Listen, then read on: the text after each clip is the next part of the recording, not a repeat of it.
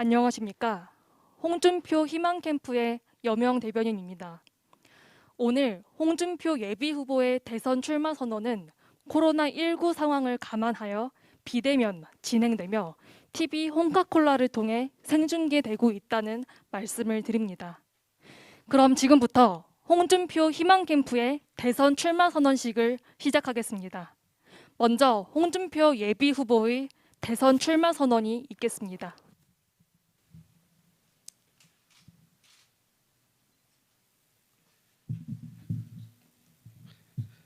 존경하는 국민 여러분, 사랑하는 당원 동지 여러분, 저는 제20대 대통령 선거에서 국민의힘 후보로 출마하기로 했습니다. 국민의힘 당내 경선에서 이기고 본선에서 승리하여 빼앗긴 정권을 되찾아오겠습니다. 잘못된 방향으로 가는 이 나라를 바로잡아 정상국가로 만들고 선진국 시대를 열겠습니다.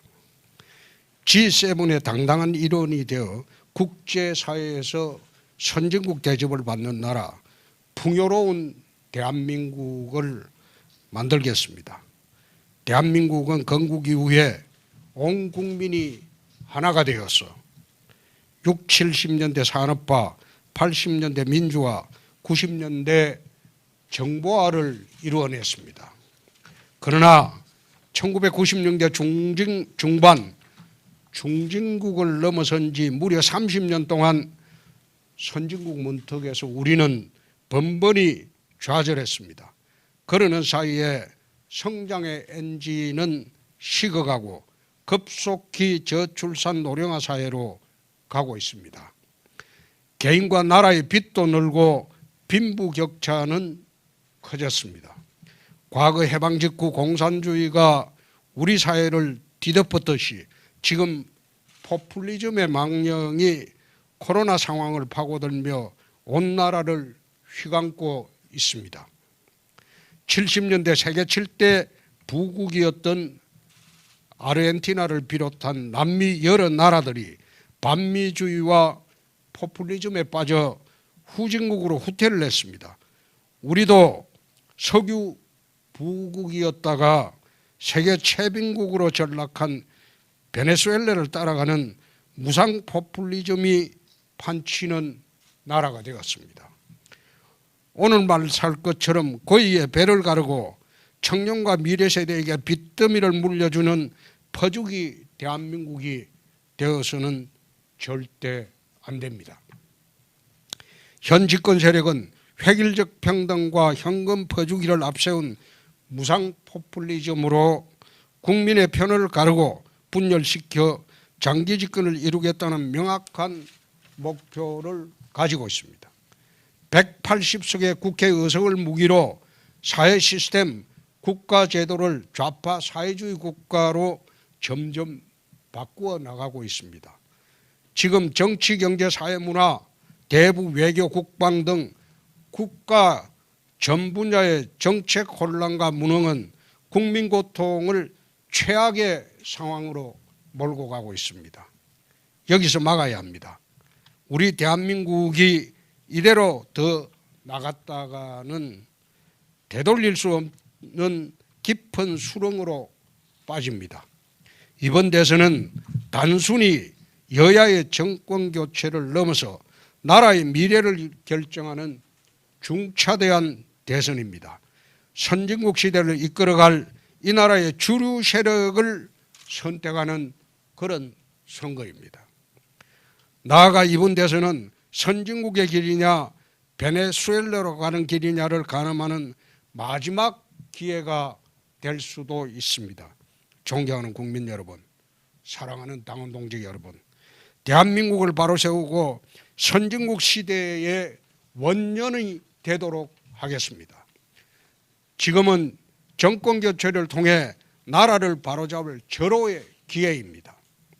국제적으로 미중 패권 갈등은 격화되고 북한의 핵미사일 위협은 최고조에 와 있습니다. 세계 무대에서 국가 이익을 제대로 지키고 국정 대개혁을 제대로 해낼 강력한 리더십과 미래를 통찰하는 해안이 필요한 시기입니다. 정권을 교체한 후에도 국회 180석을 장악한 현 집권 세력을 상대하기 위해서는 풍부한 국정 경험과 강력한 리더십이 무엇보다도 필요한 때입니다. 저는 지난 탄핵 대선 이후에 TV 홍카콜라 프리덤 코리아 포럼을 통해 국가 정상화, 네이션 리빌딩을 철저히 준비해 왔습니다. 8,000명의 국민 인덱스 조사를 통해 국민의 기대, 시대의 요구를 듣고 G7 선진국 시대의 비전과 정책을 마련해 왔습니다. 제로 디펙트의 무결점 후보만이 상대의 부당한 술수와 공작의 빌미를 주지 않고 야권 승리를 쟁취할 수 있습니다. 지난 시절처럼 후보의 능력 부족과 가족 검증 문제로 대선을 2번이나 망쳤던 일을 되풀이해서는 안 됩니다.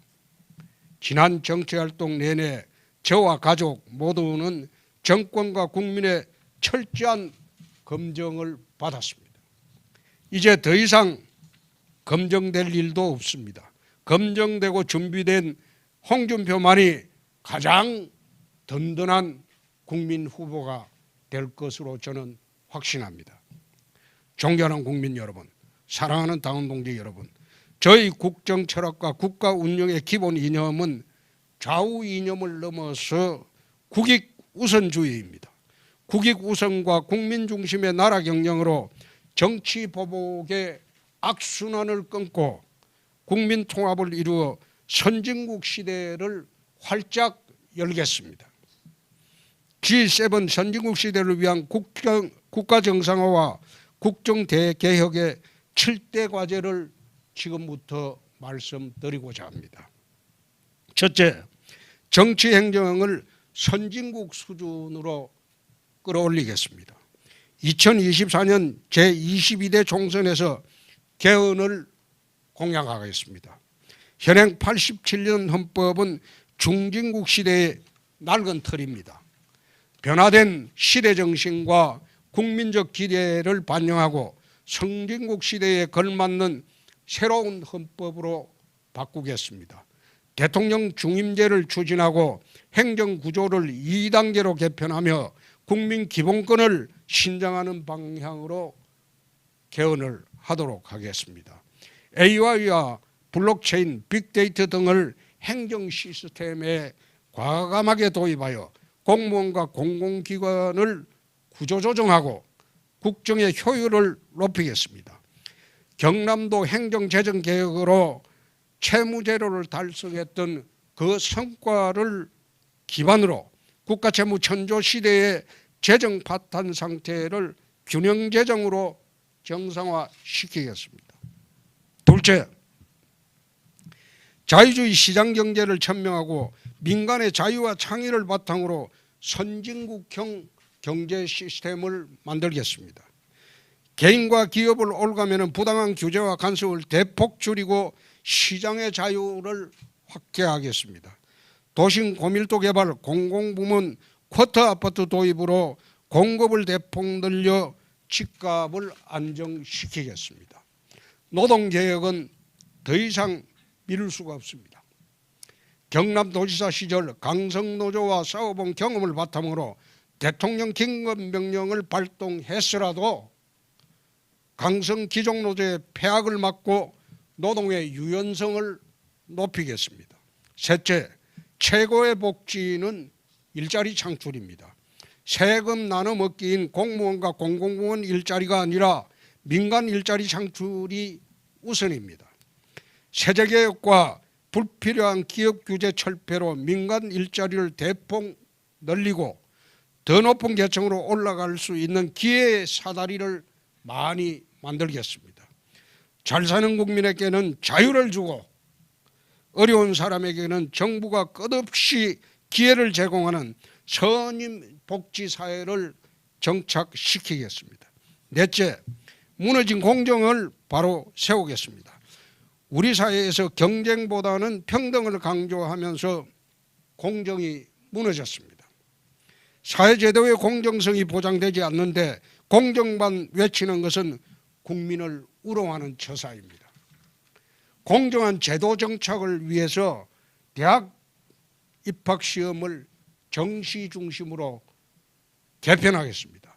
현대판 음서제도인 로스쿨 의학전문대학은 국립외교원 제도를 폐지하고 사시행시 외시 의과대학을 부활시키겠습니다. 교육, 인재선발, 취업체계 등 사회 전반의 정의와 법치, 공정을 회복하도록 하겠습니다. 다섯째, 사정기구를 개혁하여 선진국 사법체계를 구축하도록 하겠습니다. 국가정보원의 대북 수사 기능은 유지하되 국익 수호를 위해 해외 분야를 크게 강화하겠습니다. 검찰은 공소 유지를 위한 보안 수사 기능만 유지토록 하고 공수처는 폐지하겠습니다. 경찰 국가수사국을 경찰로부터 독립시켜서 한국형 FBI로 만들고 모든 수사의 중심이 되게 하겠습니다. 감사원에는 직무 해결 능력 감사를 높이기 위해 계좌 추적권을 부여하도록 하겠습니다. 여섯째, 외교 안보 기조를 확 바꾸겠습니다. 지난 30년간 대북 강원 정책이 있었지만은 북한의 핵 위협은 오히려 절정에 와 있습니다. 대북 정책의 기조는 상호 불간섭주의와 체제 경쟁주의를 원칙으로 독일식 통일 정책으로 정책 전환을 하겠습니다. 강력한 안보로 국가 존엄과 국민 안전을 지키도록 하겠습니다. 주변국 그 누구도 우리를 넘보지 못하도록 강한 나라를 만들도록 하겠습니다. 한미일 자유주의 동맹을 강화하고 한미 간의 나토식 핵 공유 협정을 맺어 북한의 핵 위협을 근원적으로 대처하도록 하겠습니다. 국방부는 사군 체제로 군을 개편하고 미래 전자전 시대에 걸맞게 모병제와 지원병제로 전환을 추진하도록 하겠습니다. 일곱 번째, 문화의 다양성과 균형을 회복하도록 하겠습니다. 지금 우리 문화계 전반은 특정한 이념에 과도하게 편향되어 있습니다. 국가의 간섭을 줄이고 민간 중심의 창의와 자유를 바탕으로 글로벌 문화강국을 만들도록 하겠습니다. 방송은 EBS만 남기고 KBS, MBC는 민영화하여 민간방송 시대를 열도록 하겠습니다. 존경하는 국민 여러분, 사랑하는 당원 동지 여러분, 도시락 싸갈 형편이 안 되어서 점심시간마다 수돗물로 배를 채워야 했던 어린 소년이 있었습니다. 그 소년이 자라 대한민국 검사가 되어 이 땅에 정의를 세웠고 정치인이 되었습니다. 국회의원 5번, 경남지사 2번, 원내대표, 당대표 2번을 거쳐 다시 대통령 후보로 여러분 앞에 나섰습니다. 물로 배를 채우던 그 절박한 심정으로 마지막 정치 도전에 나섭니다. 진충보국의 각오로 혼신을 다해 빼앗긴 정권을 찾아오도록 하겠습니다. 경선에 나온 모든 후보들 원팀이 되어 내각과 당에서 나라 정상화와 선진국 시대를 다 함께 열어가도록 하겠습니다. 대한민국 선진국 시대 희망의 나라로 우리 함께 배를 저어 갑시다. 대단히 감사합니다. 2021년 8월 17일 제20대 대통령 선거 예비 후보자 홍준표 올림.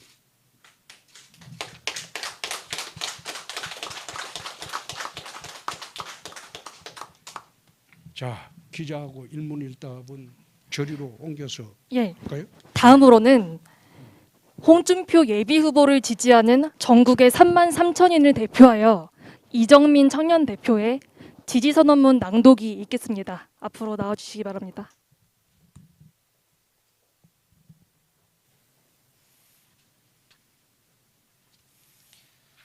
대한민국이 무너져 내리고 있다.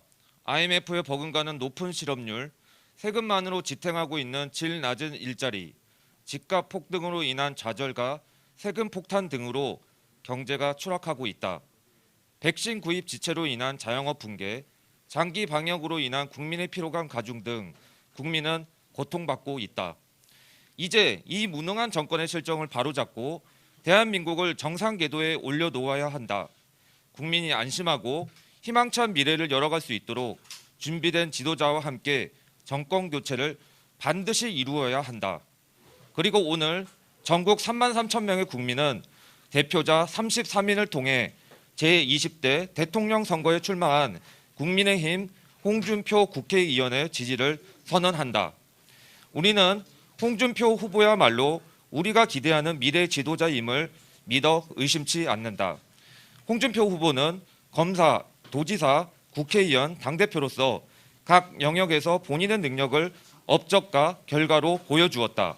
또 그동안 SNS 활동과 토론, 인터뷰, 보고서 등을 통해 새로운 나라를 만들 비전과 정책을 준비해 왔다.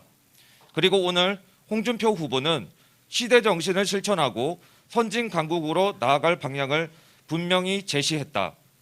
우리는 홍준표 후보와 함께 대한민국 5.0 선진국으로 가는 길을 열어갈 것이다. 홍준표 후보가 아니라면 180석의 거대 민주당과 맞서 이 나라를 정상화할 수 있는 후보가 보이지 않는다. 홍준표 후보만이 실수 없이, 흔들림 없이, 막힘 없이 국리민복을 위한 정책을 추진해 나갈 수 있음을 확신한다. 우리 3만 3천 명의 국민은 대한민국 5.0 선진국의 청사진을 제시한 홍준표 후보의 여정에 동행하며 정권 교체와 대한민국 정상화를 완수하고 선진 강국이 되는 그날까지 지지하고 응원할 것을 밝힌다. 2021년 8월 17일 홍준표 후보를 지지하는 국민 3만 3천 명 일동. 감사합니다.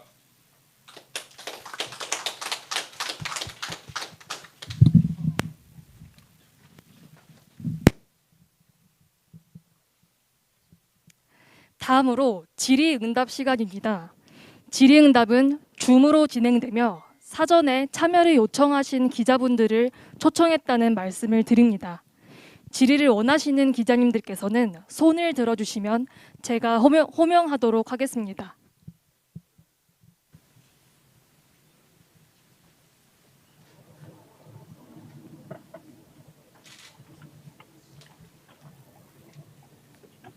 질문하세요. KBS 네. 안나영 기자. 뉴시스 정윤아 기자님 질문해 주십시오. 네. 네, 대표님. 네. 이제 두 가지 질문을 드리겠습니다. 네. 첫 번째는 들리시나요? 네, 들립니다. 네네. 대표님께서는 지난 대선에도 나오신 어떻게 보면 대선 재수색인데요. 준비된 후보로 볼 수도 있겠지만 일각에서는 그 참신함이 떨어진다는 지적도 나오거든요. 그 자신만의 어떤 강점이 뭐라고 생각하는지와 또 이제 경쟁자인 윤석열 전 검찰총장에 대해서 여러 비판을 하셨는데 그 중에서도 가장 큰 문제점이 뭐라고 생각하시는지가 궁금합니다. 무슨 참신성이 떨어진다고 그러는데 우리나라 대선 구조를 보면 DJ 같은 경우에는 3번인가 4번 나왔어요. YS도 3번 나왔고 지금 와서 대통령 선거 나온 사람은 초보자가 나와서는 나라 경영하기가 어렵겠죠. 특히 지금은 정권 교체가 되어 본들 국회가 지금 압도가 되어 있습니다. 그럼 2년 동안 교체된 정권의 대통령은 허수아비로 전락될 가능성도 있습니다. 그걸 돌파하고 국정을 끌고 가려면 또 국정 대개혁을 하려면 국정 경험이 많아야 됩니다. 그리고 풍부하게 정치, 경제, 사회, 문화, 대북, 안보 모든 분야의 경험이 있어야 됩니다. 그래서 제가 윤석열 후보를 폄하하는 것은 아니고 다만 26년 동안 검찰 사무관 하신 분이 날치기 공부해서 그게 대통령 업무를 맡을 수 있느냐, 그거는 저는 어렵다고 봅니다. 그 정도로 답변하겠습니다. 예. 예, 또 질문을 원하시는 기자님께서는 거수해 주시기 바랍니다. 네, KBS 안다영 기자님 질문해 주십시오. 대표님, 최근 여론조사를 보면 진보나 중도, 호남권, 청년층 이런 곳에서 지지율이 굉장히 높게 나오는데요. 그 이유가 뭐라고 스스로 생각하시는지 궁금합니다. 그거는 지난번에 이제 저보고 늘 하는 얘기가 확장성 부족이라고 많이 이야기를 했어요. 그런데 최근에 와서 반대 진영의 사람들하고 공개 토론도 하고 반대 진영의 사람이 운영하는 그런 매체에 나가서도 토론하고 그렇게 하다 보니까 반대 진영의 사람들이 저에 대한 저항감이 많이 줄어든 거죠. 줄어들었기 때문에 그런 현상이 나오는데, 아니 확장성이 이제 좀 다양하게 퍼졌으면 그 얼마나 좋은 일입니까? 어차피 경선에서 이기면 우리 당 지지하는 분들은 딴 데 가지 않습니다. 그런데 요즘 와서 일부에서 쓰는 거는 확장성 부족이라고 이제 하다가 확장성이 요즘 보충이 되고 넓어지니까 그걸 역선택이라고 또 악선전하는 그런 사람들도 내 봤습니다. 그래서 참 기가 막힌다. 어떻게 저래 베베 꼬여가지고 세상을 보고 정치를 보느냐. 난 그런 생각을 좀 했습니다. 예. 답변 됐습니까? 예. 네, 이투데이 하유미 기자님 질문해 주십시오. 네, 안녕하세요. 저는 들리시나요? 네, 예. 들리시나요? 네, 들립니다. 두 가지 질문이 있는데요. 네. 지금 지지율이 좀 올라가고 있는데 최종 이제 1위까지 오르기 위해서 구체적으로 좀 어떤 전략을 생각하고 계신지 궁금하고요. 그다음에 두 번째 질문은 지난번 이제 인덱스 보고서 발표하셨을 때 네. 공약 안전을 위해서 이제 두 가지 말씀을 해주셨는데 오늘 공약에 빠져서 좀 궁금한 게 그 당시에 정치인 불체포 특권을 폐지하겠다. 그리고 흉악범에 대해서는 사형제도 집행을 언급을 하셨거든요. 그것도 이번 공약에 좀 들어갈 예정인지 궁금합니다. 우선 전략이라고는 제가 미리 밝히면 안 되겠죠. 그런데 가장 중요한 것은 오늘 말씀드린 대로 국정 운영 능력입니다. 능력이고 우리가 정권 교체를 하고 난 뒤에 과연 지금은 국회 권력, 청와대 권력이 대등해졌습니다. 대등해졌는데 과거와는 달리 대등해진 이 상황에서 국회와 대화와 타협으로 또는 강한 추진력으로 나라를 끌고 가려면 국회와 이야기가 돼야 돼요. 정치 경험이 없는 사람이 대통령이 돼서는 국회와 대화가 타협이 될 수가 없어요.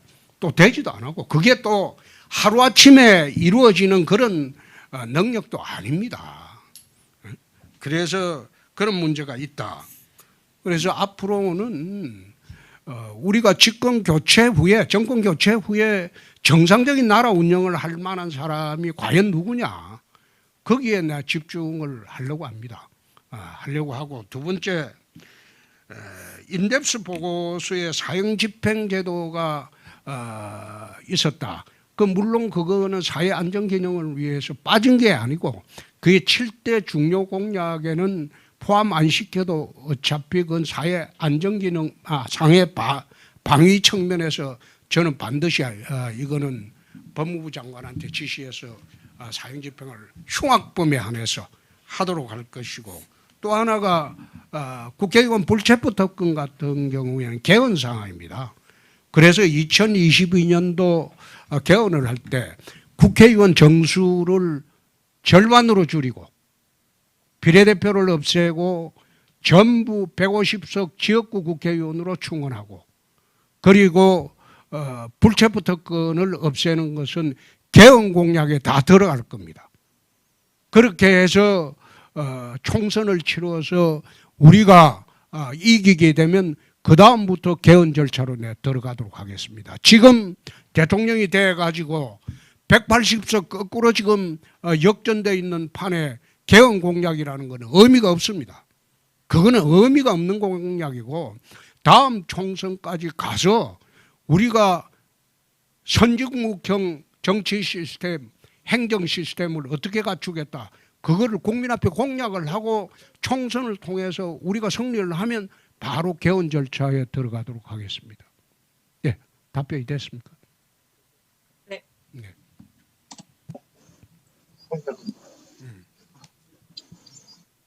들어가도 있어도 네, 또 질문 있는 기자님 거수해 주시기 바랍니다.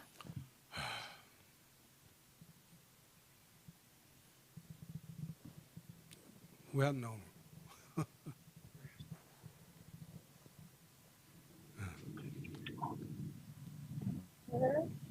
네.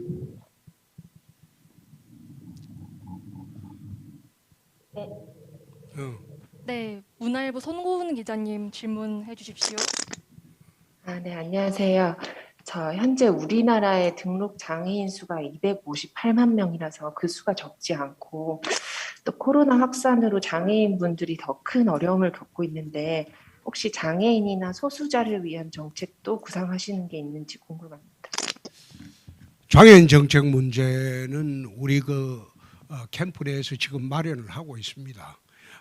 코로나로 인해서 장애인뿐만 아니라 국민 모두가 정말 절박한 상황에 와 있습니다.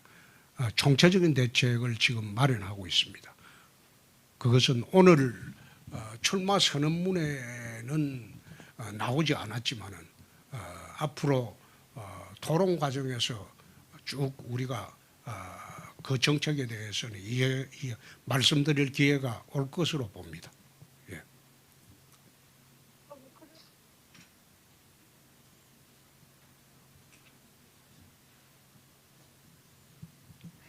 네, 또 질문 있는 기자님 거수해 주시기 바랍니다.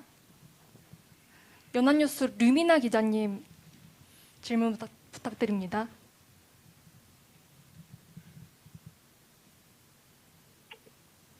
이게 언덕대로 하니 이게 원활하지가 않네. 원희룡 분량에 맞췄거든요. 근데? 네. 내가 근데 제가 죽는다고 그랬는데 계속 죄송해요. 해경 네네. 네, 또 질문 있는 기자님들 거수해 주시기 바랍니다. 거수하지 마고 그냥 자연스럽게 물어요. 응?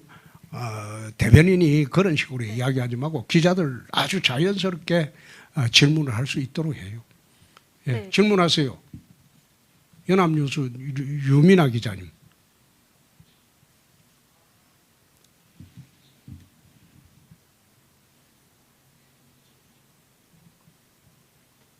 왜 안 나와? 응?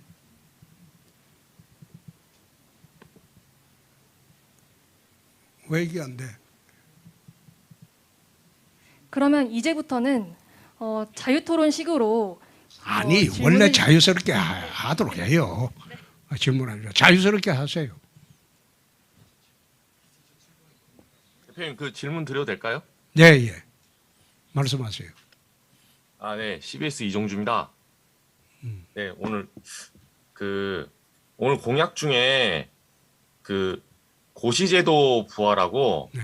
로스쿨이나 뭐 의전 같이 현대판 응서제 이제 폐지하겠다 이 말씀하셨는데 이 과거에 2007년에 한나라당 열린우리당 그 시절에 같이 국회 본회의를 통과시킨 법안이거든요. 로스쿨 같은 경우에는. 전 반대했습니다.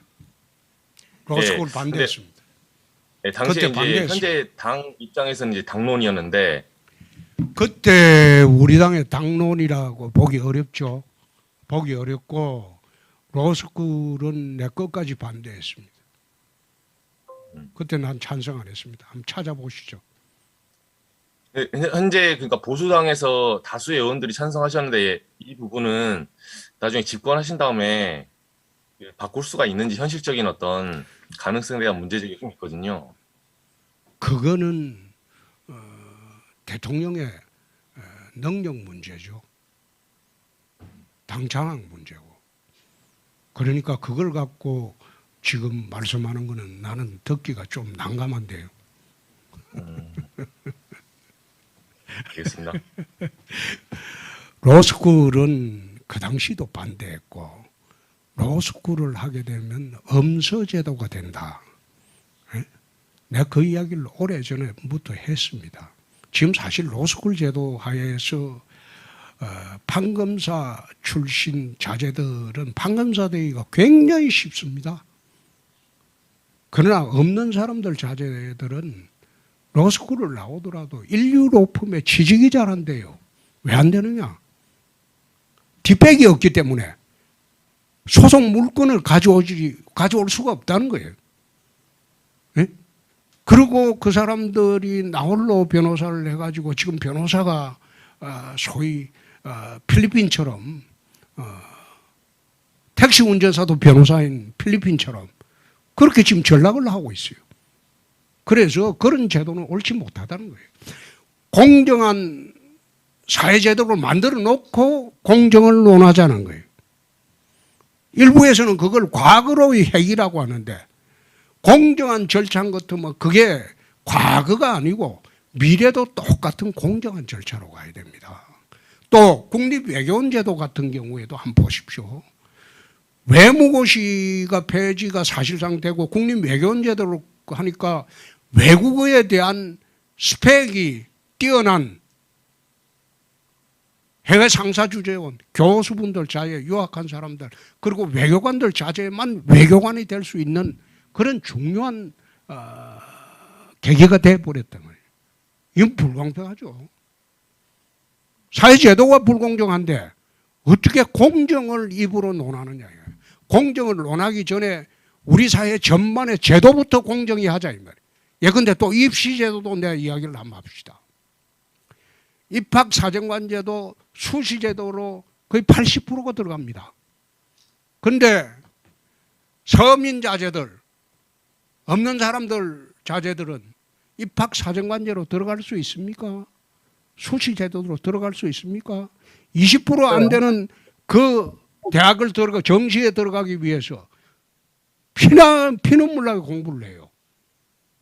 그게 공정합니까? 나는 제도가 그건 공정하지 않다고 봅니다. 예. 자, 또 질문하세요. 이렇게 하지 말고 자유스럽게 하라고 했잖아. 예. 원흉을. 네, 대표님 추가로 질문 드릴게요. 네. KBS 안다영입니다. 경선에서 승리를 하셔서 본선에 가시면 만약에 이제 이재명 후보랑 붙게 되실 경우에 그 국정 운영 경험에 있어서 이제 자신감을 보이셨는데 이 지사랑 비교하셨을 때 어떤 점이 더 강점이라고 생각하시는지요? 안 기자. 네. 나는 아직 여권 경선이 그렇게 된다고 보지 않습니다. 그 경선은 민주당 경선은 다이나믹합니다. 다이나믹하기 때문에 만약 정세균, 이낙연 후보가 단일화되면 판이 뒤집어질 수 있다. 그래 보기 때문에 안 기자 그 질문은 좀 성급한 점이 있습니다. 그리고 제가 보는 이재명 지사의 기본은 인성이 대통령 될 인성은 아니다. 난 그래 봅니다. 답이 됐습니까?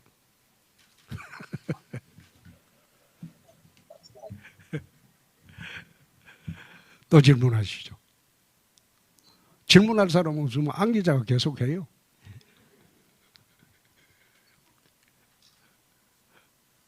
대표님 안녕하세요. 예. 네, 저 국민일보 이상원 기자라고 합니다. 예. 예, 정치 위주로 이제 대입 제도를 개편하겠다고 하셨는데 예.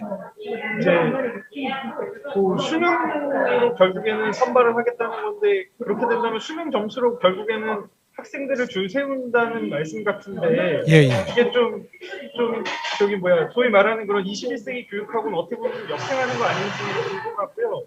예. 대표님께서 과거에는 빨간색 넥타이를 즐겨 매셨는데 예. 오늘은 좀 다른 색깔 넥타이를 매셨거든요. 그 의미에 대해서도 좀 궁금합니다, 대표님. 이게 이제 실력 사회로 다시 돌아가자는 겁니다. 사실 지금 나는 중고등학교에서 하고 있는 그 학생부 제도도 폐지하자. 어떻게 보면 정교조가 학생들을 소위 통제하는 수단이 되고 있으니까 지난번에 인원고 사태를 봤지 않습니까? 최근에 또 정교조에 대해서 반항하는 학생들을 봤지 않습니까? 말하자면 이런 걸 다 폐지하고 그냥 실력 사회로 돌아가자는 겁니다. 실력 사회로 돌아가서 대입시를 뽑아야지. 그렇지 않고 옛날 저희들 대학 다닐 때 보결로 들어간다는 말이 있었어요. 뒷문으로. 그런 게 있었어요. 대학을 뒤에 돈 주고 들어가고 대학에 담장을 쌓아주고 들어가고 그런 제도가 있었어요. 그래서 저는 요즘 제도를 옛날에 보결로 들어가는 그런 제도를 보는 것 같다. 그런 느낌을 늘 받았어요. 그래서 실력 사회로 돌아가자는 것이고 넥타이 색깔을 바꾼 거는 푸른색이 희망을 상징하고 그리고 붉은색은 정의와 열정을 상징합니다. 그런데 붉은색으로 자꾸 매니까 고집스럽게 보인다. 왜 고집스럽게 보인다. 그래 지적이 하도 많아서 어차피 저희 당 색깔이 3색입니다. 빨강, 파랑, 흰색. 그 중에 하나 매면 되죠. 예.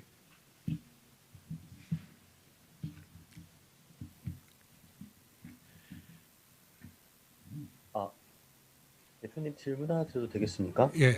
네. 네, 오마이뉴스의 곽우신 기자입니다. 오늘 아까 출마 선언 때 원팀 관련 이야기도 하셨는데요. 사실 지금 국민의힘 내부의 여러 대선 주자들이 토론회나 이준석 대표 등의 이제 경선 운영을 두고 공정성 시비를 하면서 원팀 분위기보다는 서로 지금 갈등 국면이지 않나 이런 지적들이 많이 나오고 있는데요.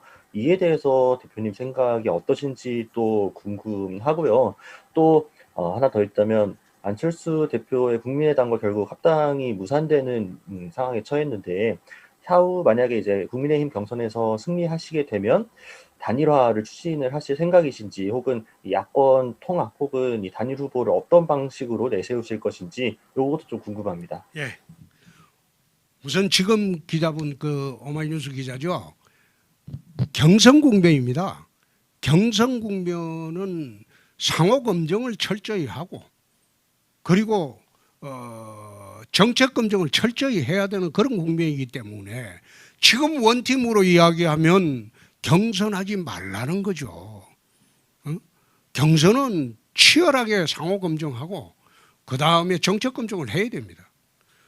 우리가 지난 97년 대선, 2002년 대선 때 이해창 후보님의 자제분 문제를 당내에서 제대로 검증 안 하고 말하자면 본선에 나가셨어요.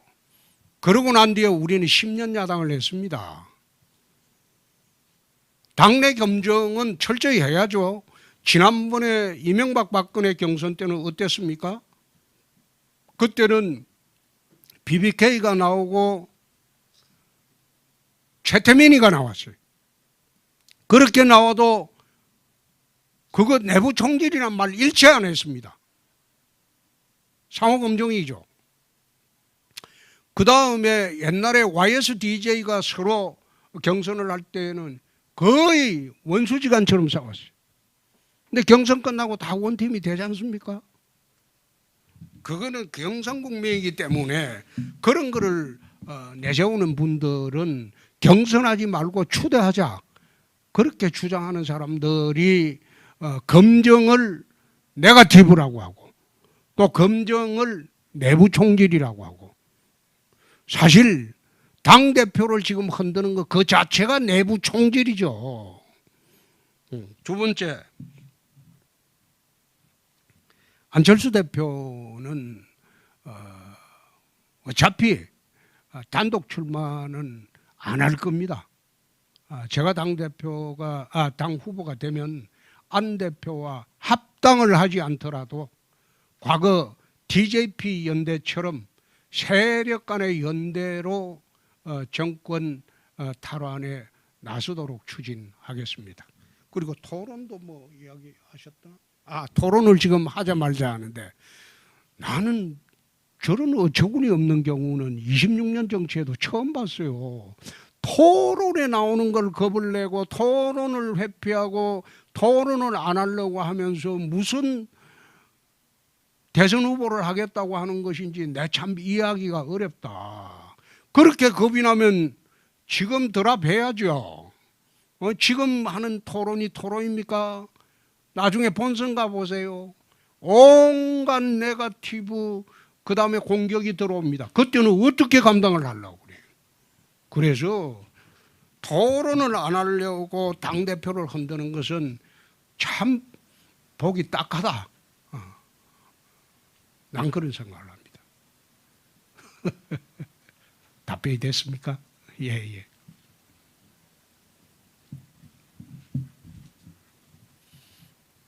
방금 했잖아. 응?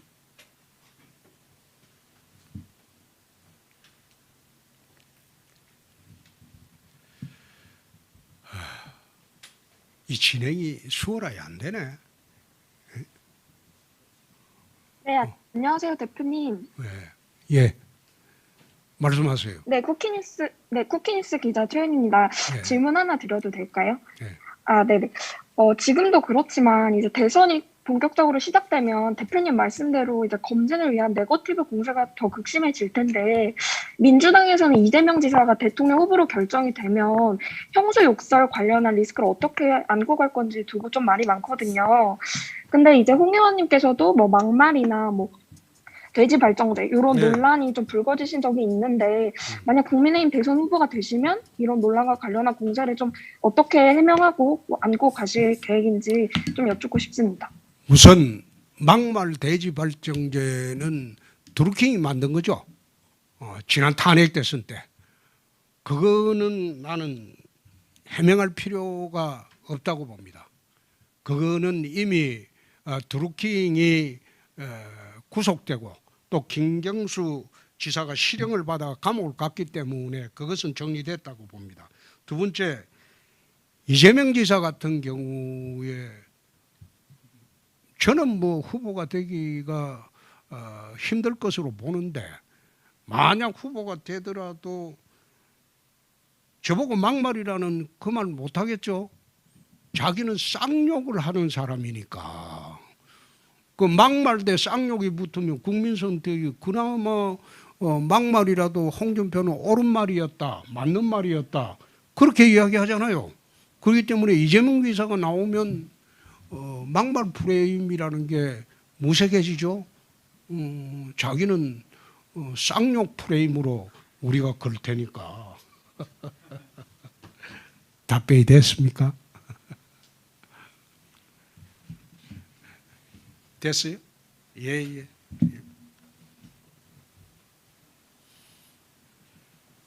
방금 했잖아.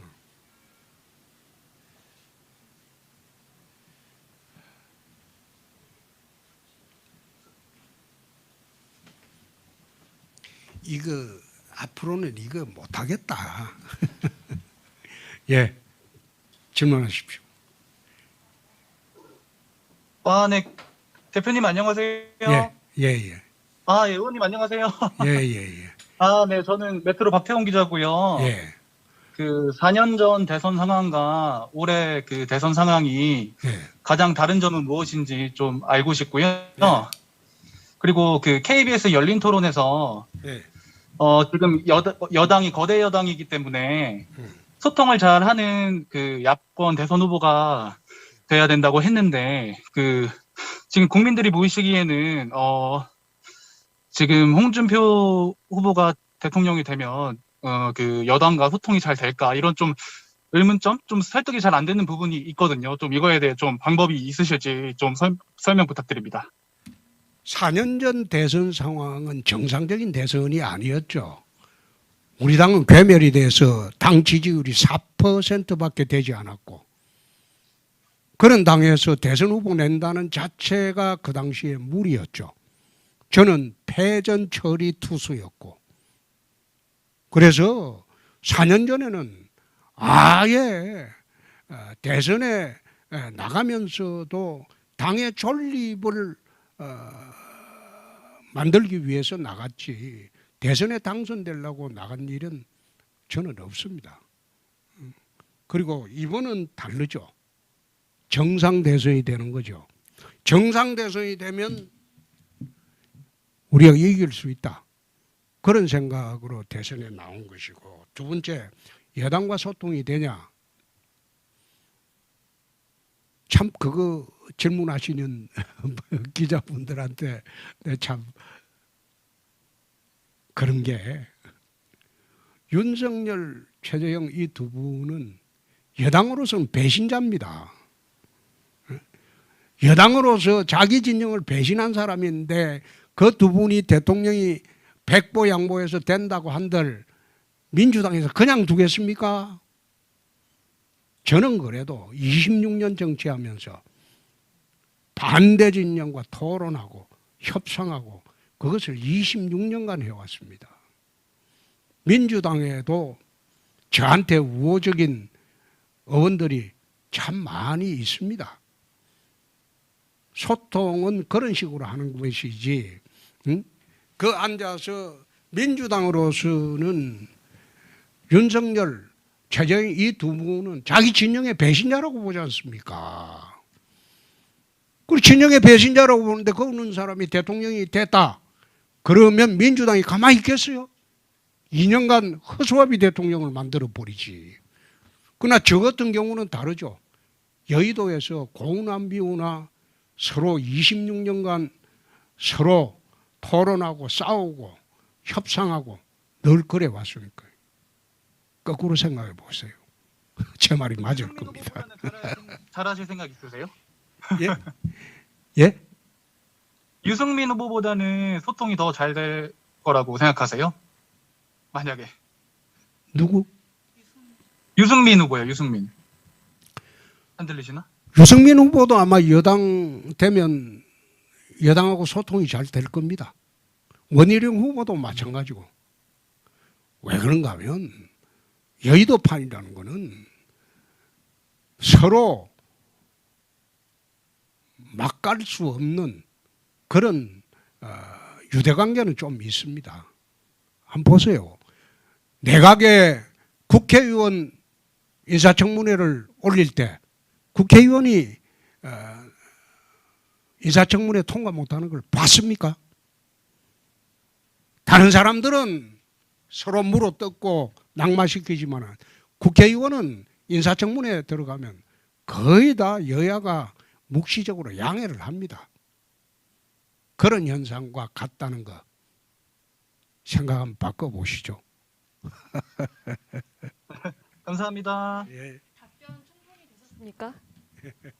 예, 그 지금 10시 20분 조금 지나가고 있는데 다음 일정을 위해서 마지막으로 한 분의 기자님 질문만 더 받고 종료하도록 하겠습니다. 그 대표님 질문 드려도 괜찮을까요? 예, 예. 네. 지금 캠프 야당 후보들의 캠프가 어느 정도 이제 꾸려지고 있는데요.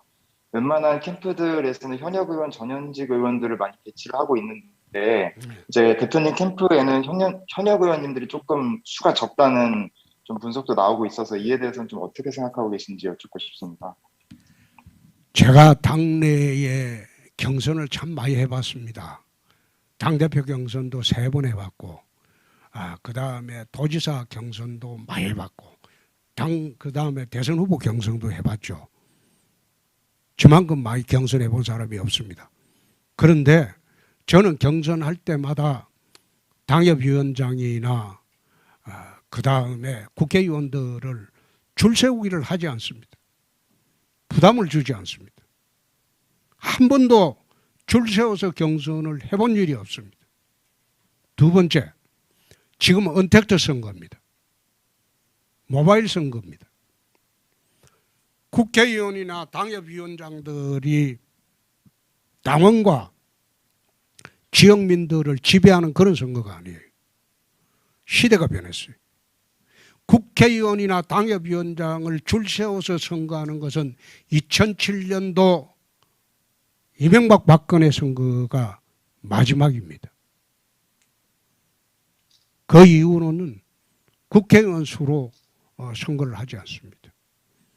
예를 들는데 2014년도 4월에 경남지사 경선을 할 때 경남국회의원들 전원이 청와대 비서실장의 협박을 받아서 저를 도와준 일이 없습니다. 단 한 명도. 친박 후보들 다 도왔어요. 그런데 그때도 당협위원장, 국회의원들이 대의원들 그때는 장악하고 있을 때입니다. 지금은 장악이 안 되죠. 워낙 많으니까. 그래도 2014년도 4월 경남지사 내부 경선에서 전 국회의원이 반대 지역에 가도